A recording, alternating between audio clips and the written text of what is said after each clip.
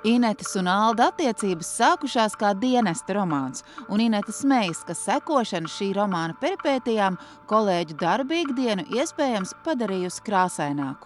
Visi jau redzēja, ka kaut kas jau tur notiek. Ja? Manā nodaļā, pieņemsim, visi ļoti labi zināja, ka mums ir attiecības un ka mēs jau gatavojamies viņus arī oficiāli piereģistrēt, bet bija tā, ka ļoti daudz nojauta.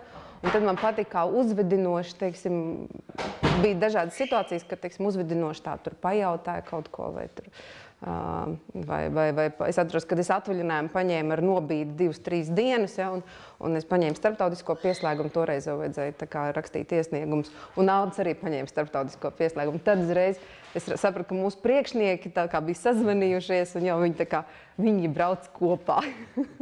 Lai būtu uzmanības centrā ar dienesta romānu, nepieciešams zināms rūdījums. Tas lieta noderēja, kad Doņa pieņēma daudzu acīs radikālu lēmumu. Viņu bērnu auklīte būs krieviete. Šobrīd Martai ir 8 gadi, un viņa ne tik vien brīvi runā krieviski, bet arī lasa un raksta.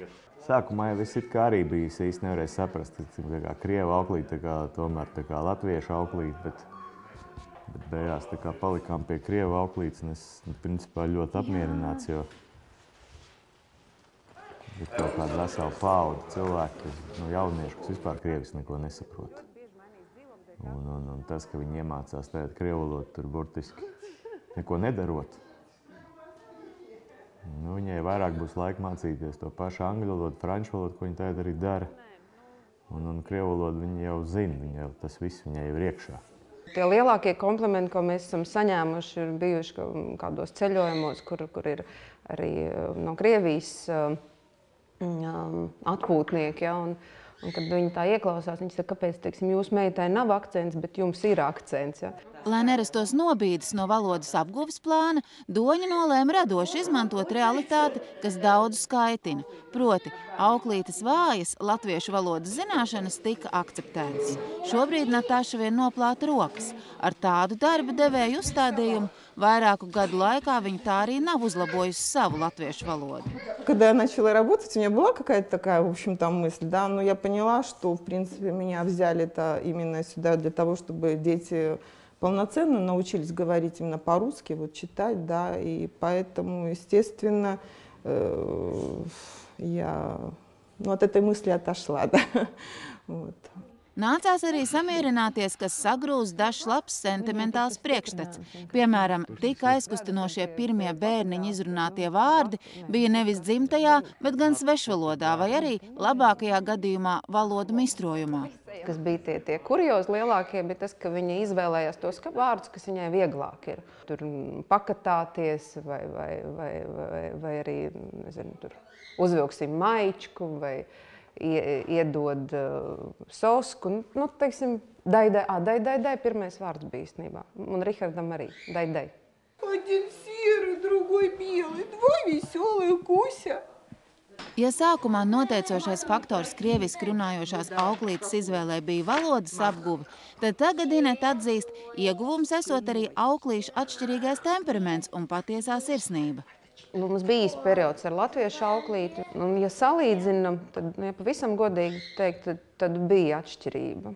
Un es neko sliktu negribu teikt par latviešiem, bet tām krievu auklītēm viņām piemīt tāds kaut kāds ļoti īpašs mīļums un tāda sirsnība, varētu teikt. Viņam tas nav tāds uzspēlēts, viņai tas nāk no iekšas.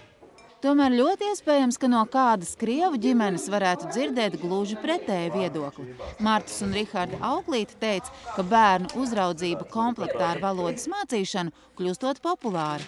Да, я знаю, что вот ко мне иногда даже обращаются, порекомендовать, посоветовать, да, например, русские семьи, которые хотели бы иметь латышскую няню. Потому что, ребенок и вправду, он впитывает, и вот Рихард пока он, не говорит, но я знаю, что он заговорит быстро. Да, вот Марта говорит очень хорошо и без акцентов. Jāteic, radikāla svešvalodas mācīšana nav vienīgais oriģinālais risinājums, veidojot kopdzīvi. Nemazāk radikāli Inete rīkojusies, lai tiktu galā ar tādu nepatīkamu realitāti kā greizsirdība. Vēloties izārstēties no šīs postošās kaitas, viņa atradusi netradicionālas, bet, kā izrādās, ļoti iedarbīgas zāles. Kā es ārstēju greizsirdību? Aldim patīk tas stāsts. Es viņam nosaucu striptīzu. Uz dzimšanas dienām dāvināja striptīzu. Es redzēju, kā viņš pēc tam izturās pret mani, un man tas vienkārši, tā es izdaktarējos, teiksim tā. Iespējams, šādu metodu vajadzētu izmēģināt visām sievietēm, jo tā izrādās ārstē arī vīriešus. Aldis tagad atzīst, ka precētiem kungiem vēlme lidot brīvi, rodoties vien tad, ja viņi tiek pārāk stingri uzmanīti.